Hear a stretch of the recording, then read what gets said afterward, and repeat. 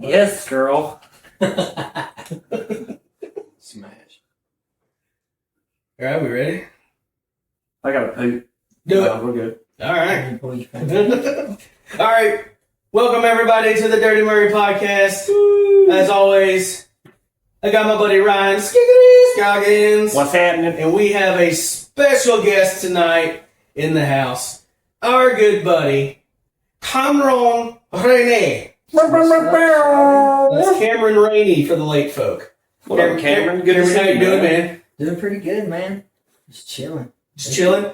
It's good to be hanging out with Ryan in here tonight, man. Me and Ryan get to play local around here sometimes. We always like running into each other and getting in trouble at the cars. Yeah, that's a known thing. It's not too much trouble, you know. Just enough. We do Bible study. Ryan does lots of Bible study. All right, I wanted to make this interview as awkward as we possibly can get, right off the rip. All right, so I want to do a game that I like to call First Impressions. So we've been live for just about 3 minutes. Mm-hmm. So I think we're gonna see how much Ryan has judged you so far in 3 minutes. See if he can get some of these answers right. So we're just going to do 10 questions. These are questions country music radio will never ask you. But they mean a lot to us on our checklist to see if we can go any farther in this. Interesting. Okay, so I'm going to ask Cameron a question. You're going to answer first. You answer right after him. Okay. We'll see how good Ryan's judged you so far. All right, question number 1. Where is Cameron's favorite place to poop besides his house? Outside of the venue he's playing. Okay. Ben Parker Company. Totally wrong. I was going to say work, honestly, because you get paid for it. You get paid for it. I figured that. Yeah, man, if you can't... Hey, look. Shout out Christian Garland. My supervisor's a badass. Let me tell you right now, man. I will take the most amount of shits I can on company time. Oh, yeah. Boss makes $1, I make $10. That's why I poop on company. We got a really nice gas station down the road from work, and I think that's what's contributing me to my delinquencies in the bathroom. What's your usual gas station go to? Oh, dude, burrito. The tornadoes have been pretty lit here lately, and I tried some potato salad at this gas station the other day. You know, that's pretty brave. I didn't know gas stations. That's exactly why I had to get it, because it wasn't Buc-ee's. Ryan's not allowed to go in gas stations to get food anymore. I don't know if you heard the last episode, but that was a whole debacle. Can't get a Red Bull. All right, so strike 1. Okay. Ryan, I should have known better. All right, here we go. I got this. Get your ass together, man. I got this. Got a show to do. All right, question number 2. What store would Cameron most likely steal something under $1? Circle K. Cameron? Yeah, that's Circle K. Circle K? Is there anything under $1 though? I don't even think chapstick's under $1. Like gum. I think you can get the gum like this, like the 4 pieces for one of the gum balls. You could definitely. That's at like the Mexican restaurants, though, ain't it? The chicles. Well, I'm talking about like the little Winter Fresh, where you have to open the pack and pull it. Like it's got 4 little things. They used to be like 35 cents. Yeah. Oh, I know exactly what you're talking about. Yeah. What about the Now and Laters? The little. They got the quad packs on them too. Do they sell Tootsie Rolls individually these days? Ooh. That could. God, if it has more than $1 for a Tootsie Roll. All right, 1 for 1. 1-on-1. Question 3. Where does Cameron bleed from the most? I'm gonna say probably his elbow. Working man. Am I right? Like when they get dry. Yeah. I'm just kidding. I just got my ear. Actually, it was the first drop of blood I shed today. Your ear? Yeah, I thought I was gonna look like Donald Trump when I hit the corner. I was like, man, I'm gonna look like Donald. You know where I bleed from the most? These knuckles. Fighting all these damn demons, son. Playing bust knuckles in the lunchroom. Fighting all these demons. Seriously, my nose, man, my sinuses are up. Yeah. That's ain't about me. Did you ever play bus knuckles in school? I remember that. With the pencils or Well, we had two Did things. y'all do the ones where y'all? We had the pencil breaking challenge. Like you'd hold a pencil and somebody had to try to break it, and then we had, I think we might have called it quarters. I don't remember. But you put your knuckles down on the table flat, and somebody has a yeah. And the first one to bleed from the quarter, the ridges on the quarter, the first one to bleed loses. It was hardcore back in Gladden Middle School. listen, I was such a sissy. I still am. Like I'm not gonna sit there and let somebody bust my knuckles with a quarter. Like that. You had to impress the ladies, man. Yeah, is that what Is it that takes? how it is, bro? Yeah. Jeez. We weren't busting knuckles enough Damn. with quarters. All right. If Cameron was a fruit, what fruit would he be? Oh, a sweet a sweet strawberry. I could really go with that because that's like my go-to on everything. Like I'm a Strawberry, not a big strawberry. But Cameron's got I would dip him in sugar. Yeah. A little white chocolate. a little powder. A little powder. Blend him up.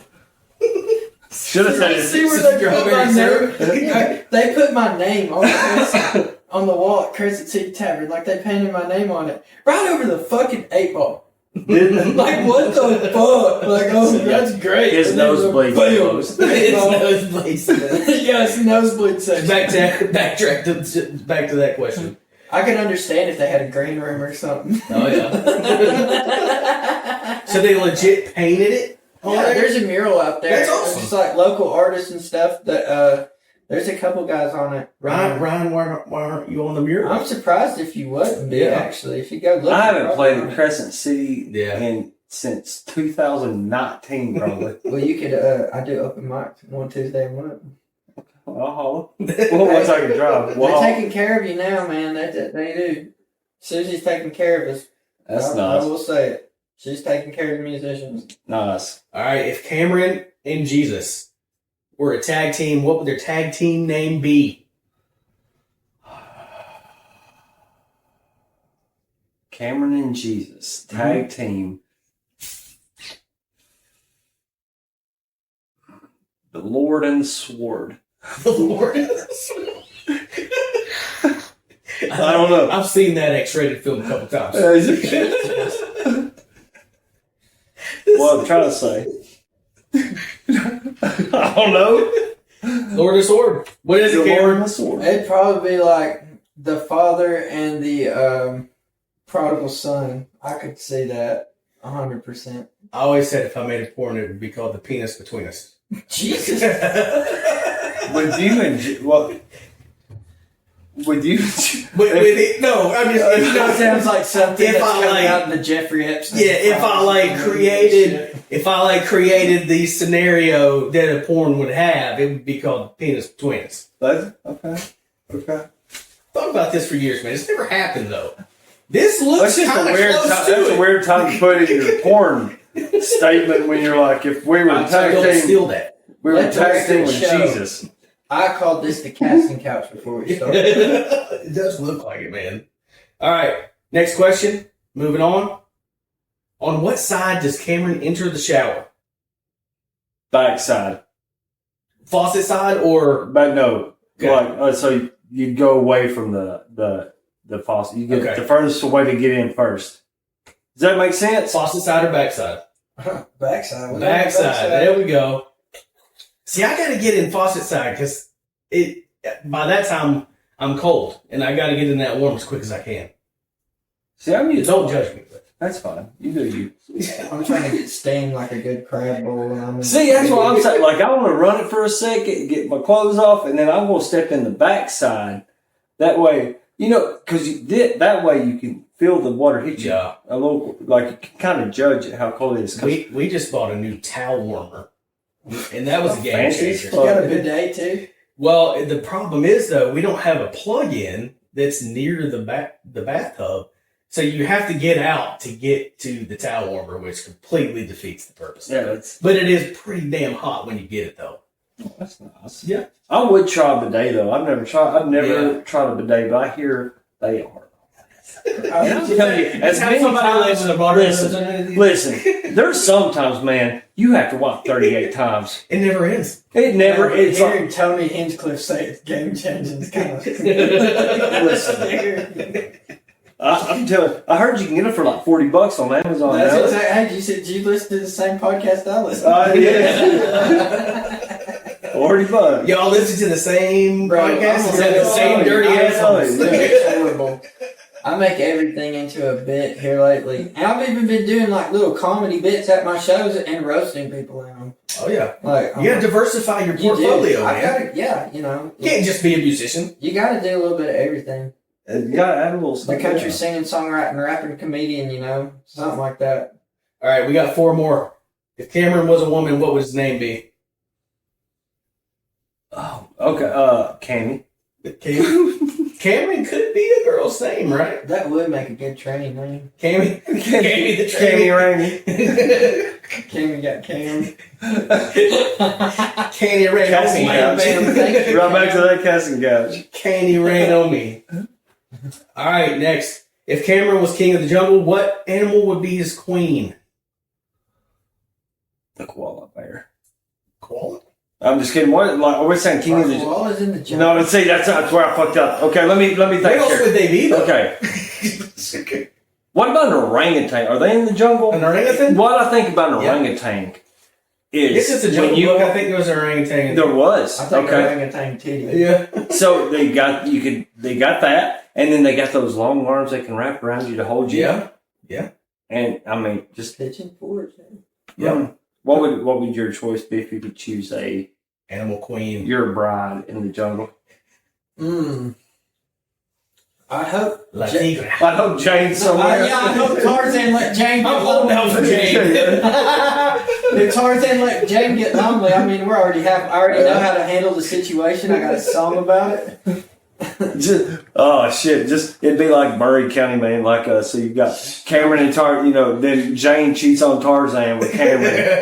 It's like a fucking Murray County. I've done this in Murray County a few times. Yeah. We just need to chill on that. I can give a few names. All right, if Cameron won a championship in a non-traditional sport, what would he be champion of? Dirty dancing. Dirty dancing? Dancing is a sport. Have you seen those? You've seen the videos. I'm just trying to come up with a silly shit I can think of. No, bro, men. No, I'm not going to talk about it right now. Me and Ed, dude, you know Ed. Eek. Yeah. Yeah, bro. We have times together. He's wanting to get on the show. Oh, Lord, have mercy. I just seen his, speaking of dance moves, his jiu-jitsu video. I see. Dude, I was laughing my ass off. I was like, in Ed's mind, like as respectful as Ed is, and I was like, he's probably thinking, you can see, he's like, what do I do with my hands? He's got Chastity Land working with him on jiu-jitsu to just. Was it his first time? I don't know. I think. Dude, me and Joe took a jiu-jitsu class. They had like a free week, so we went a whole week. Shit's no joke, man. We had gis, and dude, we were sweating, man. Oh, Jocko Willett looking ass. Jeez. It was awful. Of course, Joe did good. I did cut my ass. Well, Joe was a mean man anyway. Yeah. All right, last question. We'll move on. What would Cameron do with his last $1? Give it straight to a stripper. I thought he was going to say that up. Oh yeah, we go back to the 8 ball, the nosebleeds. Yeah. No, we don't do that. Last thing you do with his dollar is lick it after all the contraband's I gone. think I got a song about that too. All right, that's enough of that stupid shit. I think we've earned the right to move on. Cameron, what's new in your music life? What kind of new music you got coming out? You got any shows coming up? What you got going on, man? I really took a break from doing shows for the next couple months just to like slow down and focus a little bit. 'Cause, I stay busy. There are some weekends I was doing like 5 shows on a Saturday, and I mean I'm not complaining about being busy at all. But there's a point like you got to find balance when you're an artist. Because there's also like this new whole thing where you got to chase social media. You thrive on short form content. Yeah. You'll be making content and you're not writing music. Yep. Or you're playing shows and not writing music, which is I'm trying to find a balance. Yep. And try to figure out how to balance that, but I'm getting busier than ever. I've got more doors opening up for me left and right. That's awesome, man. I think I'm nearly on every top 40 radio station in Georgia. That's now. awesome, dude. Oh, yeah. And so, am I right? You have one kid? Yeah, I got one little girl. Sweet. Do it. That's my advice, man. Do it while you got one. Yeah. It gets harder and harder once you start adding on to that family, man. So you do it now, man. So, did you watch anybody watching the CMA Awards? Was it ACM? CMA? I've seen some highlights of it. Dude, which I don't usually watch them. I caught a little bit of it. If I had to sum it up in one word, boring. Like, the only thing I seen about the CMAs was where Zach Top had he said he had like a list of people he wanted to thank in his phone, but both hands before he had his award in one hand and the chorus line. Yeah. Well, it's just like, it wasn't boring. Maybe it's a chorus thing. But that's real, though. I like it. Yeah, hell yeah. I enjoyed the hell out of that. Yeah, it wasn't boring, because it was just stiff, everybody. It's the high profile award show, the year and all that. It just the music that was on there that was performed, other than like Lainey Wilson, her set was pretty good and energetic, and Red Clay Strays, they kicked ass on there. But other than that, super slow. Just it did nothing caught my eye. So what is what would you consider your sound to be? Compared to all the mainstream stuff that's out now. Well, I'm pretty rowdy. A lot of the mainstream, you can obviously tell about my rock influences, but you can also tell how I thrive on old country music because those old country lyrics are in my songs. They're inspired by my songs. I mean, that's just honesty, and that's what I think we lost a lot of that by having a lot of writers in rooms and putting them on one song. You're losing the emotion in song. But I haven't got to be in that group write scenario yet. I can't speak on it too much for that, but I know what I write comes from the heart. That's one I've always had that pet peeve. When you see they've started putting all the songwriters' names now, like all the music videos. It's like 6 of them, and like you said. With everybody that you add, the more watered down and less heartfelt it becomes. I would much rather listen to a B-level song, but somebody wrote it themselves and it came from their heart and their experiences, rather than this, $1 billion selling piece of crap that 8 people had a hand in that's just so cliche of country music. Yeah, but sometimes some of them songs, you can tell that there is somebody came to that room with some heartbreak, Yeah. And I don't know. I haven't been in that setting yet. I want to get in that setting. That's what I'm chasing. I've been getting into Nashville ride-arounds and stuff, and but I'm also trying to find people who I can click with to write with too. Yeah. I don't want to just write with just anybody. You know what I'm saying? Well, me and Ryan, we were just reminiscing about some old stuff that me and Ryan wrote back in the day and watching some stuff on YouTube. And writing with a band as opposed to writing with, 4 or 5 other songwriters, that's where it's at. To me, writing with, a group of guys that you're just around all the time. And Ryan can talk more about it, but that's what I miss. I don't miss the shows. I don't miss anything but getting together, creating is what I miss the most about doing it. But we got, too, though, there was a time where a lot of these cats from California, from back recording in the 80s, had moved to. The only thing that I will say, I love a songwriter, or a whole writing session, or to a co-writing, all that stuff. But I just don't think there should be a room full of people, X amount of people that are given ideas. Like you were saying, kind of find those few people that I want you to be hurting like I am. Mm-hmm. Yeah. That's who, I mean. When you sit down to write that, I want to know, like, somebody broke your heart. Yeah, You're just about pissed off enough to name drop them. Yeah. But we know better than that. Well, and it just goes back to, you know, there's a lot of country music artists that are just vessels, is what I call them. Puppets for these great songs to come out. And these great songwriters are songwriters for a reason, because they either don't want to perform or they can't. They don't have the talent, but they can write. Well, then there's like, you know, like from the Nashville perspective too, where it's always seemed to me, and like how people, nobody has came to me like this, like professionally, but like, you know, like on the side, like people that I know that's been in the game forever is like, you either got to pick a lane to stay in. You're either going to be a songwriter or you're going to be an artist. Yeah.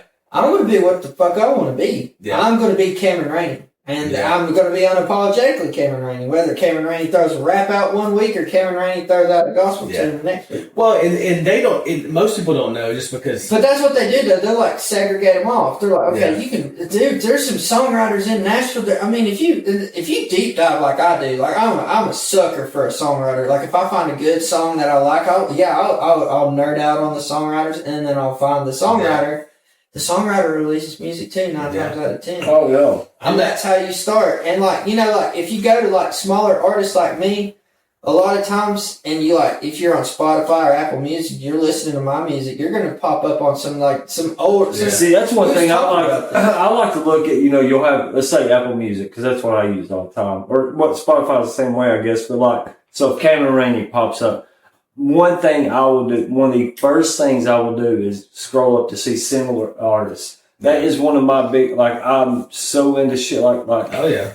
Well, and too, going back to the songwriter performer, you know, thing, just because it doesn't get publicized, there's so many artists that write songs that they're like, this doesn't fit me, but then they'll go to this other artist. And then that artist will get big on. Y'all know, I didn't know this until about 3 weeks ago. Do you know the Garth Brooks, right? Mm-hmm. You know the song Shameless? Mm-hmm. Well, shameless. You know, Garth. I never really listened to him. Well, anyways, do you know who wrote that fucking song? Mm-hmm. Billy Joel.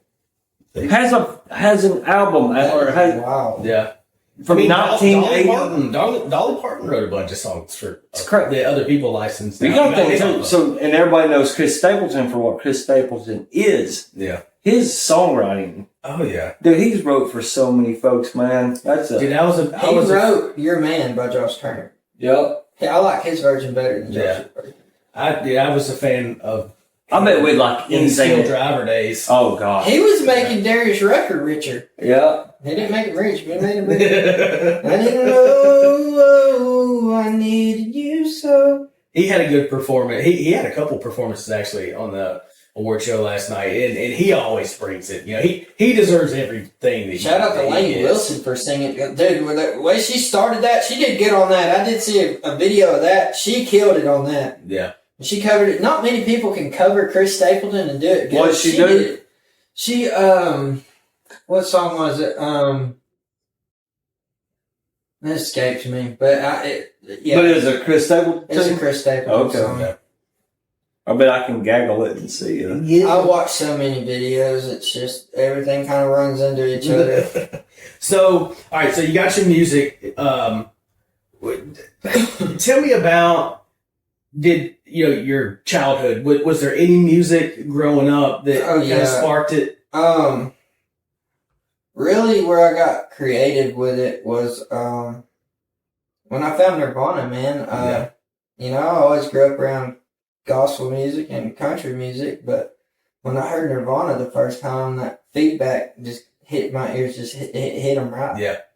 You know, I was a huge Nirvana fan for the longest time. You might remember back in the day, everybody thought I was Kurt Cobain's reincarnation. Just like the son of a bitch. But I can hear the rock in your music. Yeah. And I think about, going back to the stiffness I was talking about, of the boringness of the performances at the music awards. Like, I go back and remember, like, when Brantley Gilbert first popped off. Dude, that's my kind of country. Like, I don't listen to a lot of country music, but I like that. And the more rockier and rowdier you can get, then that's going to draw me to you. I just, I think with like Yellowstone and stuff getting popular, there's this push back towards the guy just standing up on the stage in the bar scenes just with the cowboy hat and just singing love songs. I just watched Landman, the first season of Landman the other day. It's kind of the same. But that's where I kind of got that right, because we watched the new one coming up, but there's this push more back to the, I don't want to say Tim McGraw type of days, because Tim McGraw moved around a lot. Or some of these other guys, they're just more stiff to me.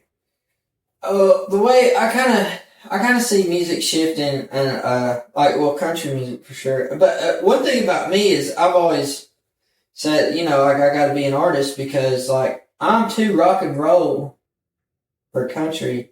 If we were going back those genres, if we were really classifying, but I'm too country for rock and roll. Yeah.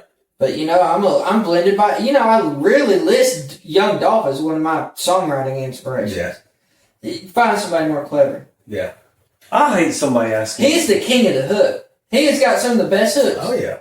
Well, you have to be in hip hop, because that's you have to have a hook in every song. That's what makes or breaks a songwriter too. Is a lot of people are completely missing your fucking hook. Well, that's what Kurt Cobain had a whole thing about that. Mm-hmm. Yeah. He's like, you can say whatever the hell you. I'm not. It's not verbatim, but it's like you can sit there and gibber, but as long as you have a hook. Yeah. Mm-hmm.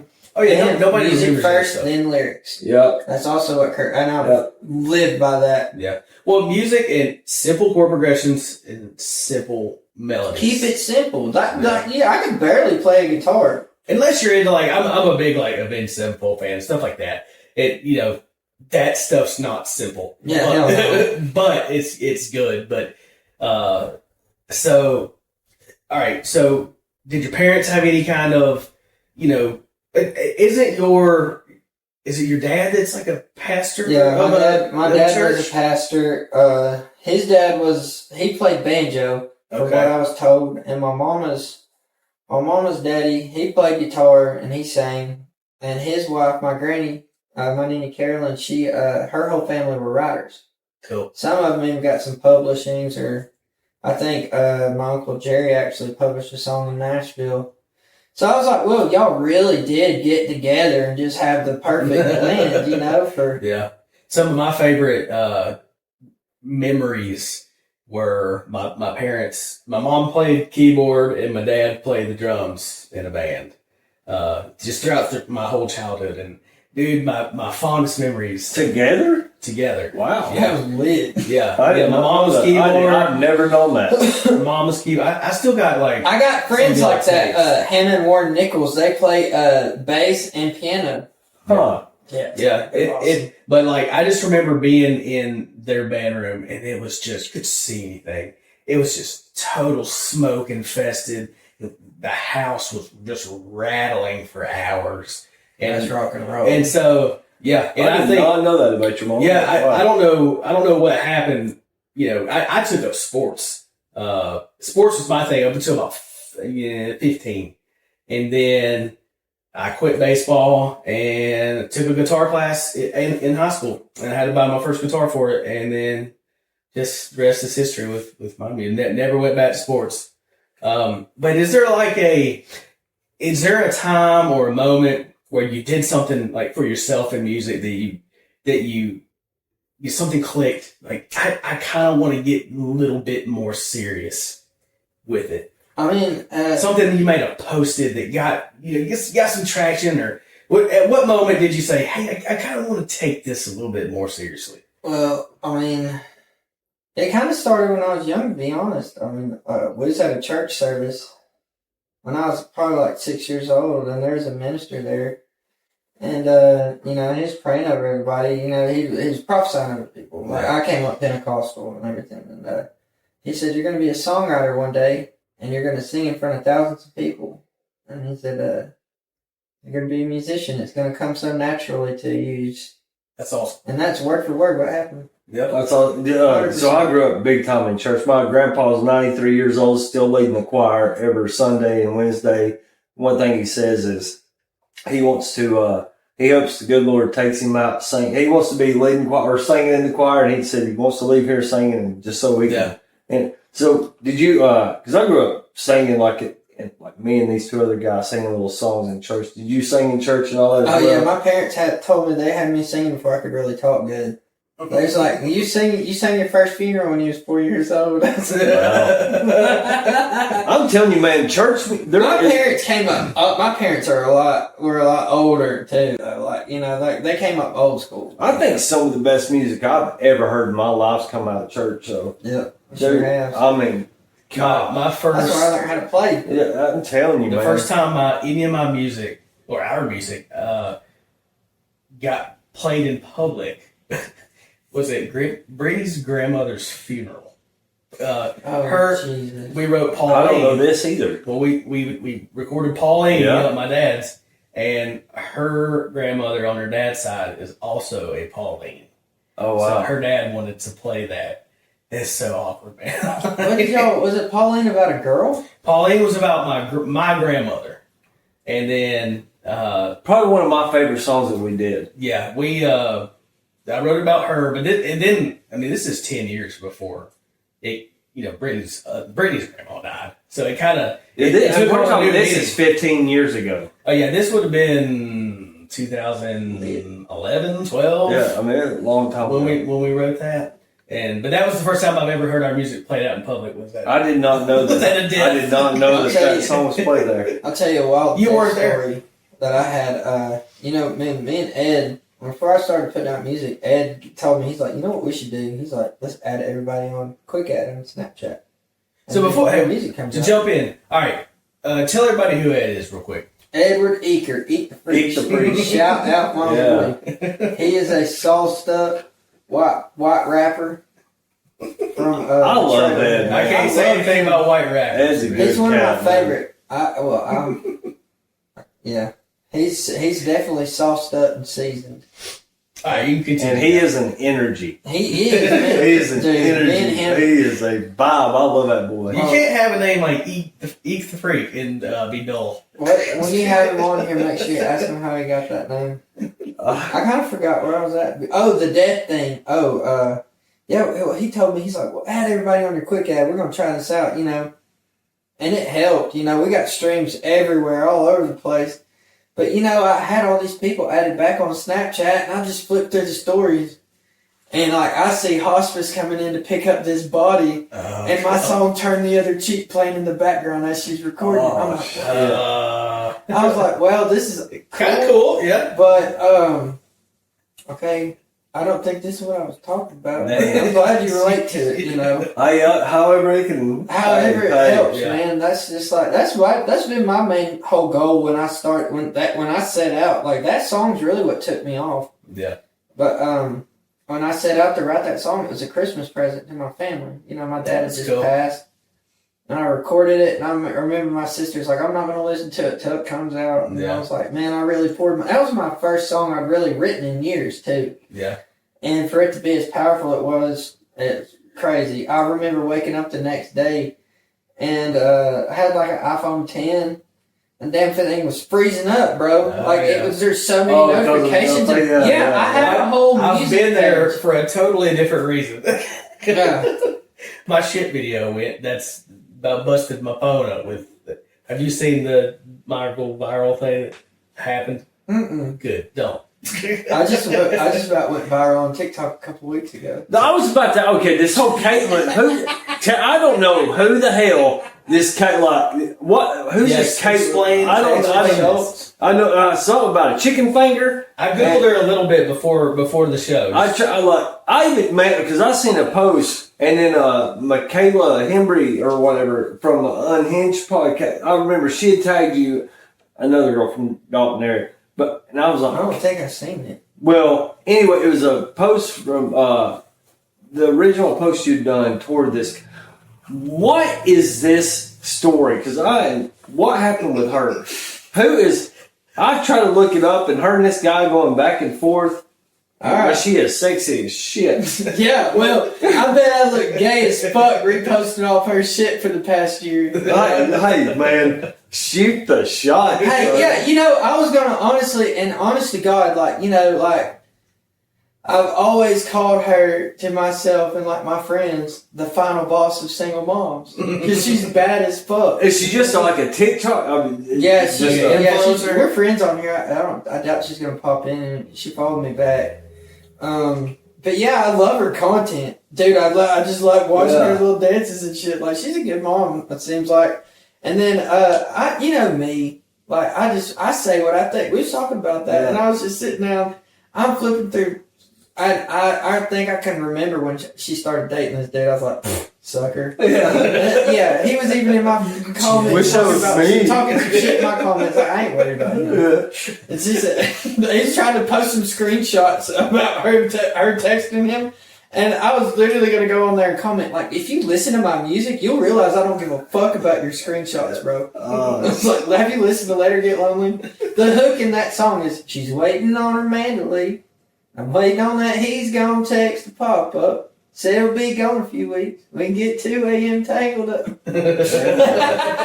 She tells me how he does her wrong, so it ain't that hard to do her right. She wets my chain and pulls my hair every time I do that thing she likes. Hey, it's in the song. I ain't lying about it. Paula Caitlin. No, she went, but no, we messaged back a little bit here and there.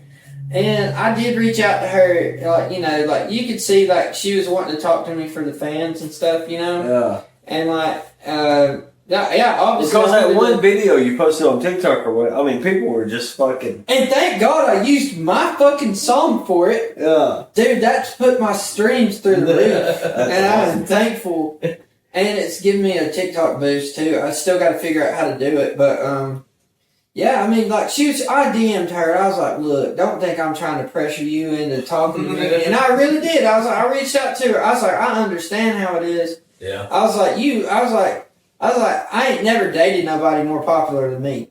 But I was like, I can only imagine being in the shoes that you're in right now. I was like, I'm not saying that I would never want to pursue something, but I was like, take your time. I was like, you live your life in a glass house. Like, you have to calculate your next move. Where is she from? Texas. Okay. So they say everything's bigger in Texas, but she's like 5 foot. Oh, that's a perfect size. That's a perfect. Yeah. Well, you got to ride the wave now, man. Ride down 75. Sorry, had to throw that in there. Not really. Like, you know, I've been seeing this girl too. Like, you know, I started dating this girl, and we just haven't like announced it or nothing yet. And you just did? Well, I haven't said the name yet. So, like, let me tell you what I've been doing. This is genius marketing, by the way.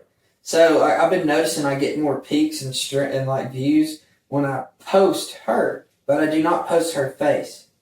I just post like little things, so people are looking at it. You gotta slowly you got the FBI and they'll get okay. You got all my ex-girlfriends in my fucking stories and shit. And I think like my past. I'm not gonna say that, but there's people popping up in her suggested friends. It's just like, you know, oh hey, I know every one of those people. But she was cool about it though. Like, but what I was over here, I'm like, hey, this is blowing up with this chick. I was like, I doubt anything's gonna come about it. She's like, you need to do your thing. She's like, work it. So I was like, oh yeah, that's a keeper right there. Was that a hall pass or? Well, see, I'm just jealous because he's talking about all this social media stuff that we don't have like clue how to do. I don't even know how to do it, dude. You know how ignorant I am. Like when we were first like all I'm doing is just sending pictures of parts that shouldn't be seen. Like, you know? like our social media when we first started out was our first social media was like Reverb Nation. Oh, I remember Reverb Nation. I still got some stuff on Reverb Nation. That's where Murray County first. I got 15,000 plays on Reverb Nation. That's crazy for back in those times. From back in those days. Did you cop a check off that? Dude, I have not made. I've made more money at that viral shit video I was talking. I basically shit myself on the porch. I went viral for it. 7.4 million. There's a ring. Porch Matthews shits himself on the porch. 7.4 million in climbing on that. I was totally about to. Never mind. I have made more money off of that video than I ever did with music. So, put that in perspective. How many views? Quit trying. Just on TikTok, 7.4 million. Jesus Christ. But, so what ends up happening... Shitty numbers. What ends up happening is... these companies come swooping in and want to license the video with you. So I've got a 50-50 partnership with this company that what they do is they keep people from reposting it. If somebody reposts it, either they'll notice it or I can even tell them like, hey, I saw this, and then they'll go after that person saying, hey, you can either pay us to keep this up there or we can sue you. Yeah. And so if they get paid from that, then I get paid from that.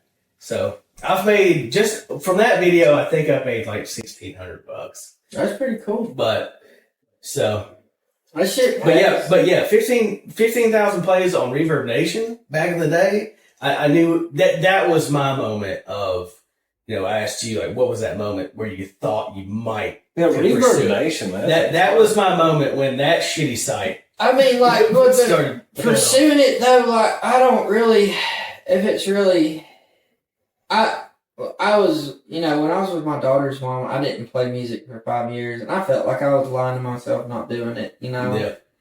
And, when her and I broke up, I had all this free time on my hands. So why not chase that dream? No better time, man. No better time. And Ryan's seen a lot of it. My hustle's relentless. Anybody sees all the cool shit that I get to do. Hey, you're not getting to see me falling asleep driving home from Nashville at 3:00 in the morning because I got to be at work at 6. Yeah. You don't see that side of it. You don't see me going to the record. You don't see me going to the studio, spending 6 hours in there after I get off of working a 12-hour shift to sleep, go do the damn thing again. Yep. People don't, or hitting an open mic, hitting 2 or 3 open mics. Mm-hmm. Maybe you need to show it, man. Do it behind the scenes. I thought about doing some of that stuff and and really doing some story times, like doing TikTok story times. I've some of the shit I encounter is ridiculous. That's some of my favorite content to watch. Is I want to know. I don't. Yeah, you made a good album, but I want to know how you made it. Mm-hmm. I want to go back behind the scenes in the studio and see just the nuts and bolts of. I want you to feel like you know who I am when you listen to my music. Like you can relate. See, that's what I feel like that's a big deal right there. Like my song "Hey There Mama," I was so vulnerable writing it, but I've got a big story and testimony to tell, but still at the same time, I gotta compact it into 3 minutes, you know. But still, I really opened up, and I just. And when you bleed on the paper, that's what it's about. If you're not bleeding on that paper, why the fuck are you putting it out? Yeah. Yep. If you ain't feeling it, and that's that's a lot of thing. Like with cover artists too, I had this conversation with somebody, and when you're gonna go out and you're gonna sing cover songs, you need to sell that song. While you're singing it, you're selling it. You need to make people forget. Hell yeah. Yeah. When you got them in there, I can't tell you how many times I did "Don't Close Your Eyes," and I covered Keith. I was just going through a breakup, and I hit this "Don't Close Your Eyes" cover. This group of men came up to me crying. You make a grown man cry. You doing what you? Well, that's my thing, man. Like even with a cover song, if you can make it your own and make somebody feel something. And one thing I like, there's been times where I'll cover a song that maybe nobody knows as well, but then they'll hear it after I do it. Yeah. And the fact of them being like, hey man, I enjoyed your version better. Yeah. Not saying that I'm better than whoever. Yeah. But it's just the way that you portrayed it. It's like Wagon Wheel. Nobody knows that. I mean, Bob Dylan wrote. Yeah. The musicians probably do, but when that. For the layman and for the just casual fan, that's an Old Crow song. Or no, Darius Rucker. Well, even more. It's Darius Rucker song. No, it'd be Darius Rucker. Oh, the way the Old Crow had it produced is I just loved it. I loved it. And it's nothing against Darius, but it's just I don't like the way he had it produced.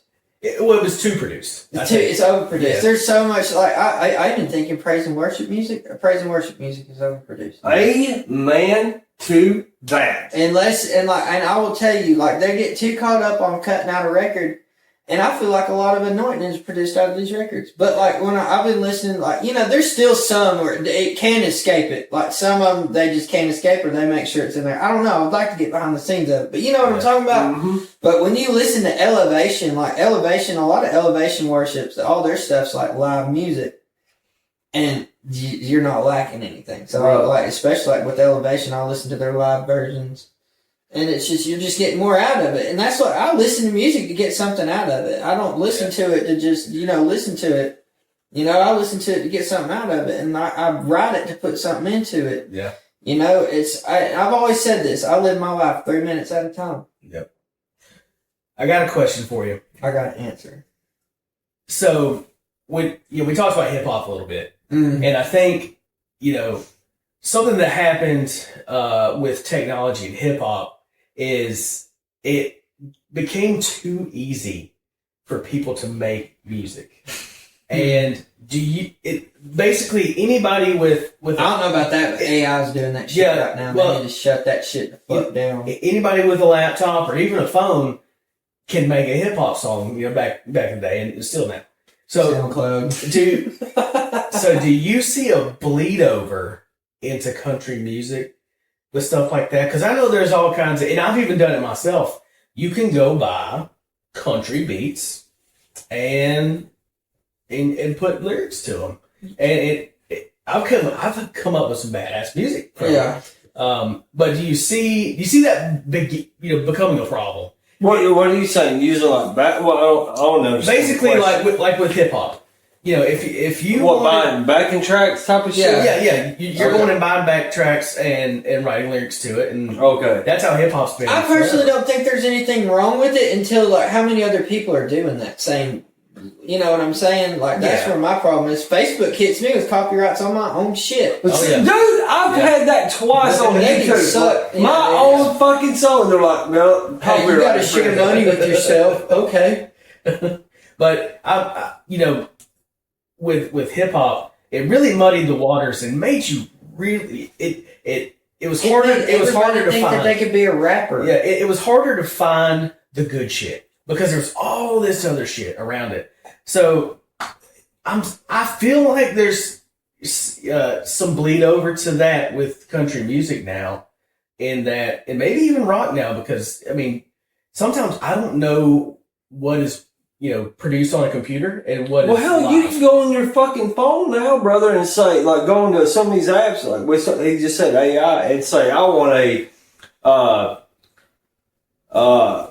whatever beats per minute, blah blah time, and out of E, want a solo, Now, some of that you can use for a good tool. For like a scratch demo or something, like cutting demos, like there's a program where you can I can take the audio recording off my phone, plug it into it, and it'll give me a produced track. Well, I mean, 2015 or 15, 17, something like that. I was using GarageBand, kind of doing that same. I was just making up. Well, see, I did an album on my own, and I produced all the beats back in maybe 2014, 13, something like that. And it took me so long because I was the one hitting every little beat, bass. But now you can tell AI what you want, and say not writing the song like lyrically, but you can make it make some bad. Well, I say that to say the next album I did, the lyrics don't make any sense. No, I'm saying fuck the lyric, but like if you just want to put like swampy blues, I wanted it'll help you be creative. Like I think you could use it as a tool to help you, but because sometimes I need did you say earlier like had the music before what was it? You said Kurt Cobain said music before the lyrics. See, I've been different than that sometimes. Like Sucker for a Sad Song, I was the same way. Sucker for a Sad Song, when I wrote it, I was like, I'm a sucker for a sad song. Just gotta my songs always start with some. It might not end up being a hook. But my default key is D though, so that's just always going to be D, D, A, G. My producer, it's such a bad problem, bro.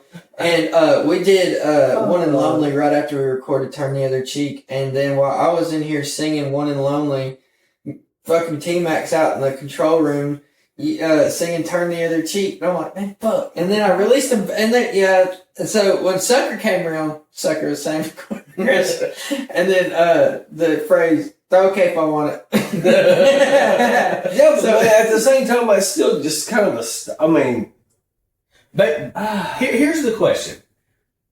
If it sounds good, and if it hits something, hits a nerve that you like, does it matter if somebody produced it, with their hands, or somebody produced it on, or if AI made it. It matters to me. Yeah. Most people, though, it matters to me too. But most people who just casual listeners, they don't care, and that's the problem. See, okay, that's crazy you brought that up. So just the other day, I had seen somebody post about this. There was a song that's hit the country charts. It's like walk the walkers. It's some. Oh yeah, the AI country song that hit. It got a #1 on the Billboard. Number one on the Billboard, and it's. Well, I had a truck driver come in today. I was loading her up, and she goes, "Hey, I was just gonna say if you've ever heard this artist." And she showed me the art. I was like, "No," and she showed me the name of the song, which wasn't that one. So anytime somebody asks me to look something up, I'm like, give it a shot. Well, then I realized I seen that whatever the song is, it hit. I was like, this is AI shit. Yeah. It's scary. It's scary. I mean, it's a songwriter that's used. I can't remember his age. He's got some weird, crazy name. His last name's Taylor, but he. How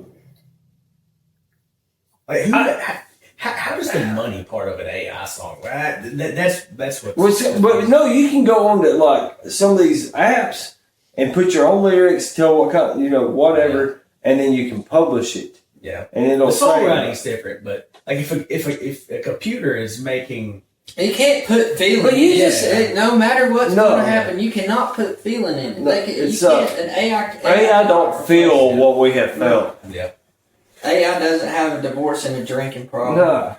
Well, AI's girlfriend didn't cheat on him with the next door neighbor. You know what I'm saying? Well, let's get as far away from AI as possible. You want to play us something, man? I'm game. Ryan's got some guitars over there. I'm always game to play. Let's do it. Boys and girls, ladies and gentlemen, our good friend and our brother in Christ, Cameron Rainey. Hey, y'all, I got this song I'm about to release in the next couple of weeks called Hey There Mama.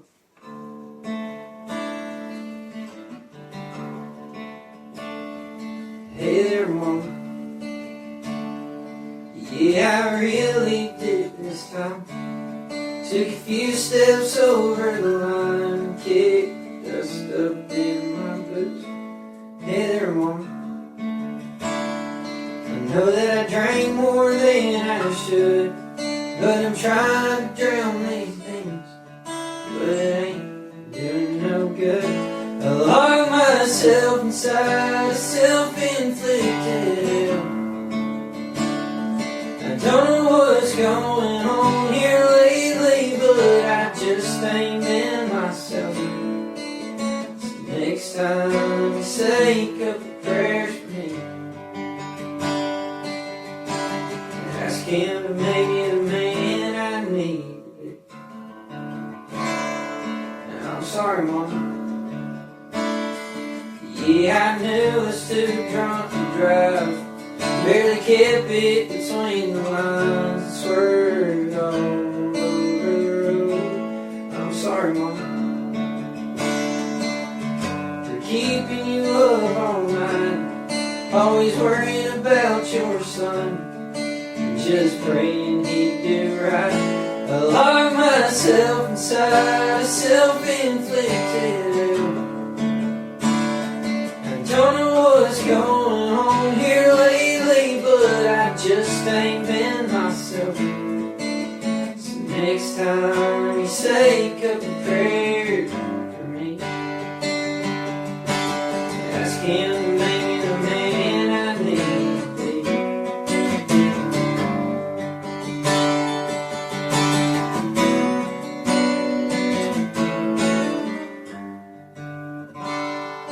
Hey there, Mama. You always knew I'd come around.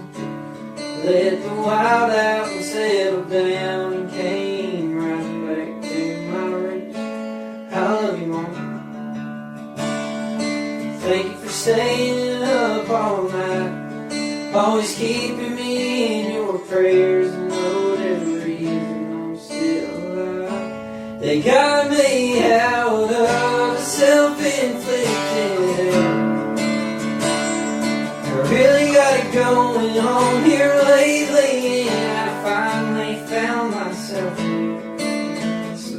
time you say a couple prayers for me. Thank him for making the man I need to be.